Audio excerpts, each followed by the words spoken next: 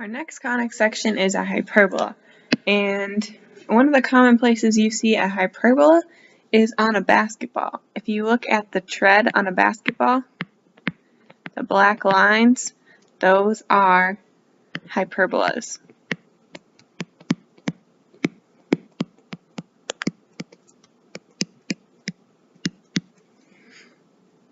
So when we look at the hyperbola, we have the information that we talked about before, the center, which is here, with the C, the vertices, which are the points right here in red, the foci, which are labeled with an F. We have our conjugate axis and our transverse axis going through the center and then in both directions, and the asymptotes, which are in dotted lines right here. So there are a few other parts that we will want to know. And the first one is A, which is the distance from the center to the vertex. So this distance right here is our A.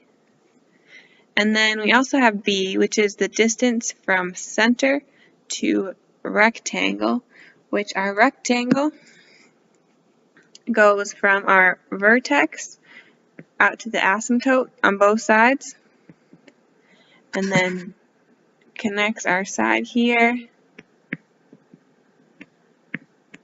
and here. This is our rectangle in between the two curves of the hyperbola. And our distance B is from the center to the rectangle. So right here, this distance is B. And our last distance, C, is the distance from the center to the foci. So we have right here, this distance is C. So that's where the A, B, and C come from when we look at the equations down here.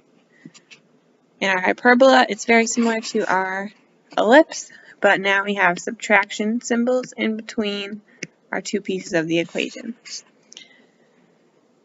And the other difference is that the foci now has a plus sign to find C.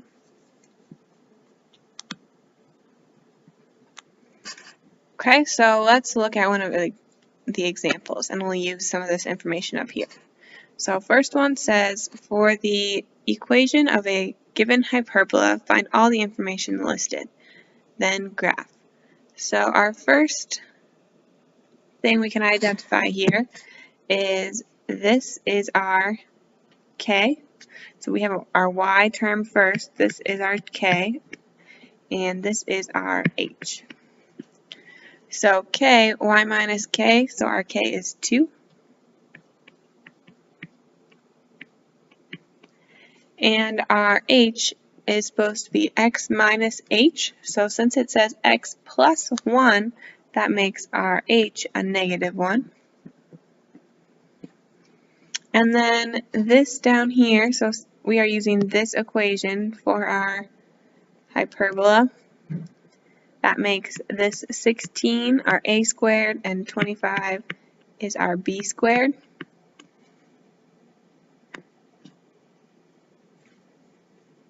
So it is the opposite of our ellipse, where in our ellipse our A was always bigger. Now in our hyperbola, our B is bigger. So to figure out what A and B are, we know A squared equals 16. We can take the square root of both sides. We get A is equal to 4. And B squared equals 25. Take the square root of both sides here. We get B is equal to 5. Okay, so A equals 4, B equals 5. And from there we can find C. We know C is equal to A squared plus B squared. So when we plug in our numbers, we get 16 plus 25. C is equal to the square root of 41. And that gives us about 6.4. Okay, so I can plug that in over here. So then I can find the other pieces of information I need, my other parts of the hyperbola. I already have the center from above, that's -1, 2. Now my vertices, those points are going to be h, comma, k plus or minus a.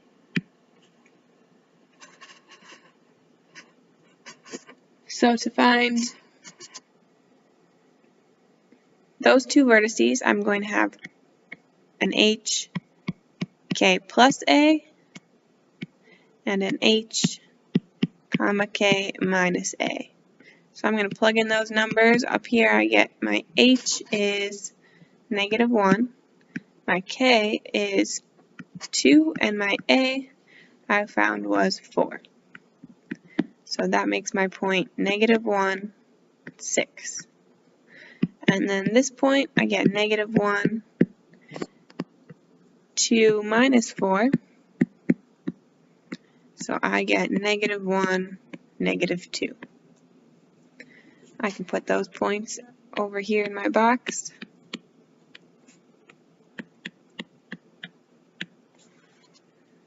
Okay, and then for my foci, I'm going to do a similar process, but I have my h, comma, k plus or minus c. So that means I have h, which is -1, comma, k, which is 2, plus c. My c was 6.4, which gives me -1, 8.4. And I have a -1, 2 minus 6.4.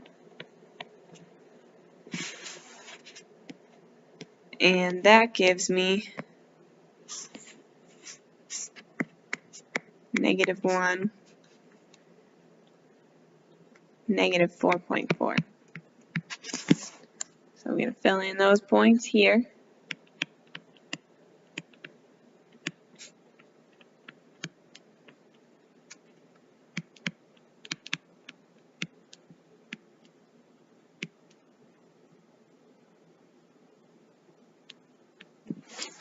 Okay, and then my last piece is the slope of the asymptote.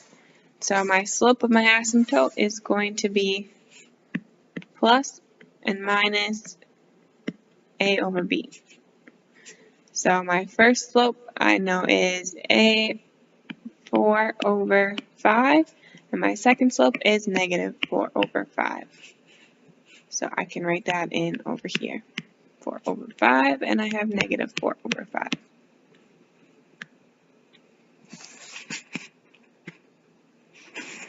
Now I have all my information I need to graph. So my center is at -1, 2. Then I have my vertices, -1, 6. Right here, and -1, -2. My foci, I have -1, 8.4. So about halfway between 8 and 9. And then -1, -4.4. Right here. And then I'm going to graph my asymptotes. So I know I'm going to start at my center here. I'm going to go up 4 and over 5. 1, 2, 3, 4, up. 1, 2, 3, 4, 5, run. So this is my first asymptote.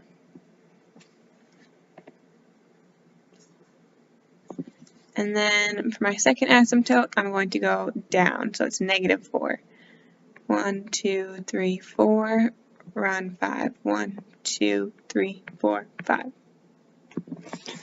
So this is my second line.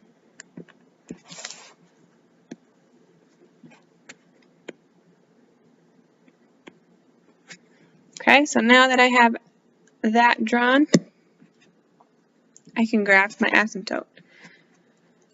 my hyperbola. I have the asymptotes. My hyperbola is going to fall along those asymptotes, and it's going to start at the vertex. So that would be right here, and it's going to curve up along the edge of the asymptote.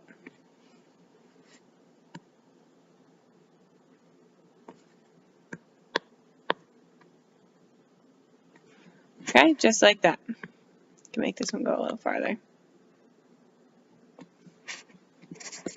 And so that is my hyperbola. Our next example is similar. We are looking to find these pieces of information and then graph our hyperbola. So the first thing I'm going to look at is I know that I have my h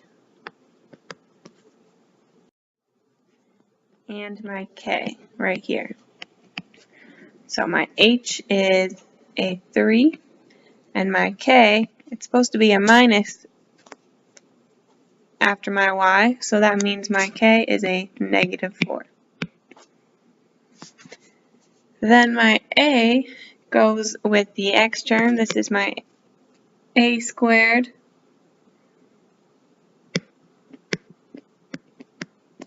and this is my b squared with the y.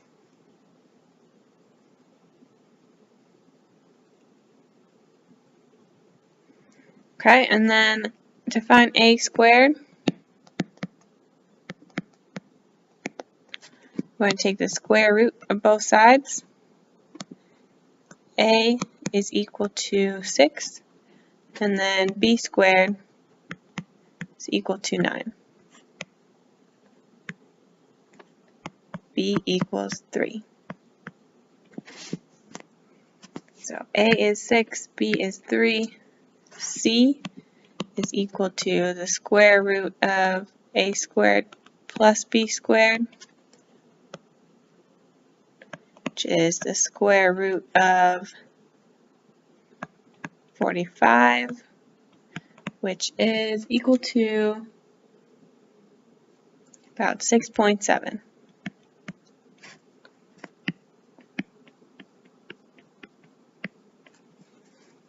Okay, so we have our center, 3, -4. And my vertices, again, those are going to be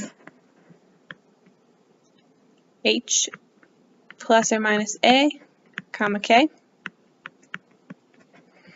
So if I look at my first vertice, I'm going to have h, which is 3, plus a, plus 6, comma k, which is -4. And 3 plus 6 is 9, so my first vertice is 9, comma -4. And my second one is going to be 3 minus a. So I get -3, comma -4. And then my foci, I use the h plus or minus c, comma k. So if I start with h and I add on c,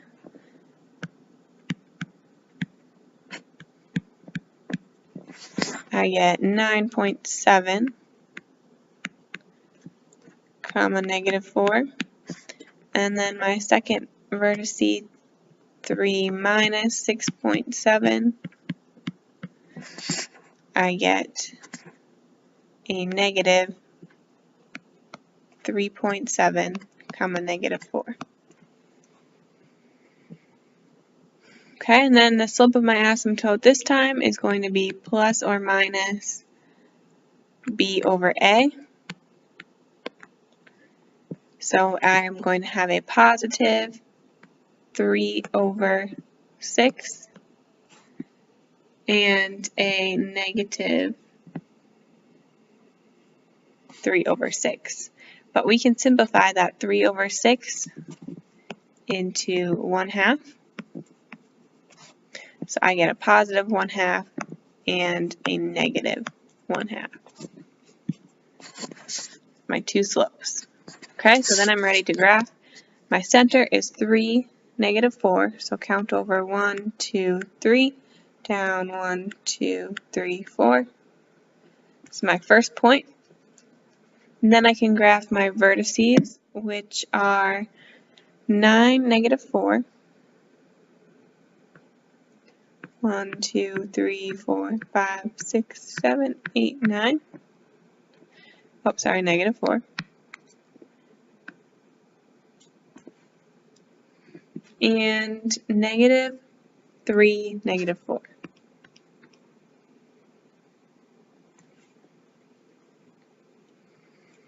Next, I'm going to graph the foci.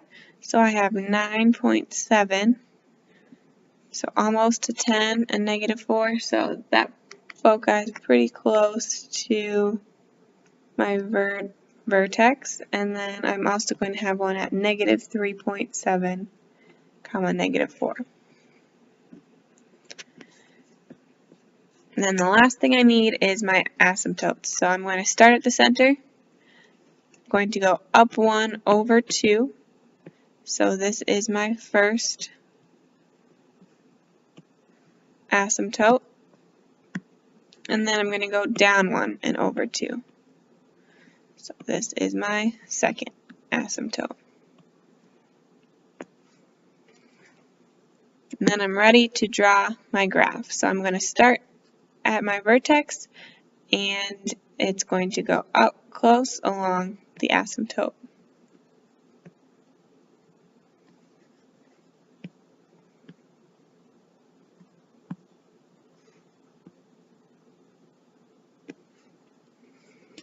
So that is my answer.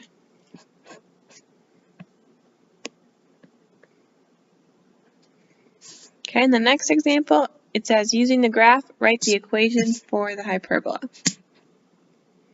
So first of all, I've noticed that my hyperbola opens up to the left and the right. So that means my equation I'm going to use looks like this. And I get this equation from looking at my chart.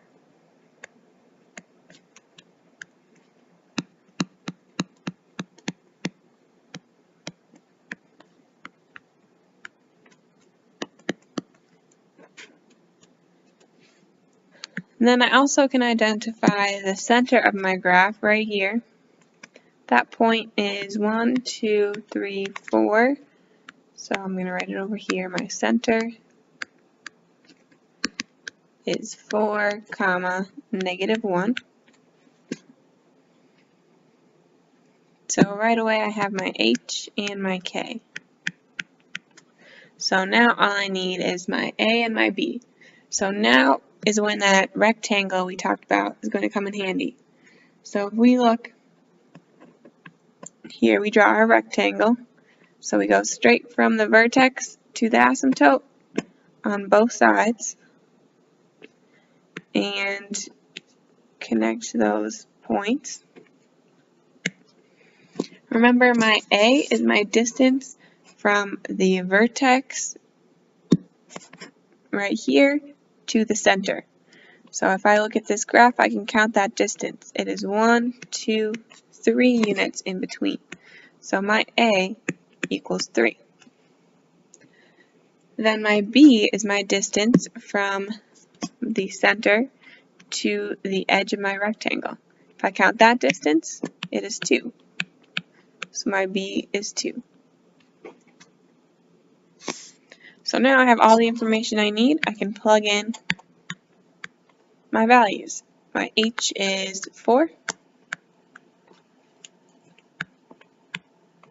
My A is 3, so I have 3 squared minus y minus a negative 1. And B is 2 squared. And then I can simplify that because I know that 3 squared is equal to 9. I know that y minus a negative is really y plus 1. And 2 squared is 4. So this is my final answer.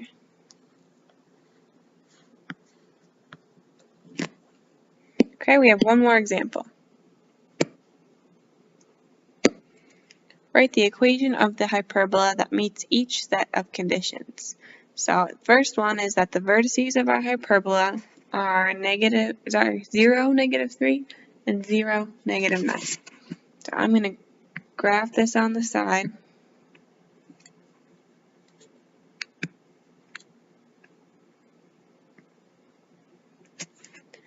Zero, -3, so 1, 2, 3, and 0, -9. 1, 3, 4, 5, 6, 7, 8, 9. These are my vertices. So if I look at the center between those 2 points, I can find my center here is 1, 2, 3, 4, 5, 6, 0, -6. So right away that tells me my H is 0 and my K is -6. Then the slope of the asymptotes are plus and minus 3/2.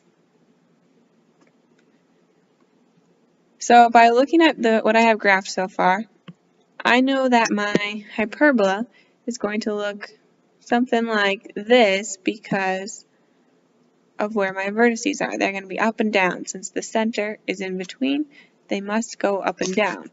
So if they're going up and down, that means that my equation for the slope of an asymptote is plus or minus A over B. That means that since this equals 3/2, my A must equal 3 and my B must equal 2. Sorry, 2.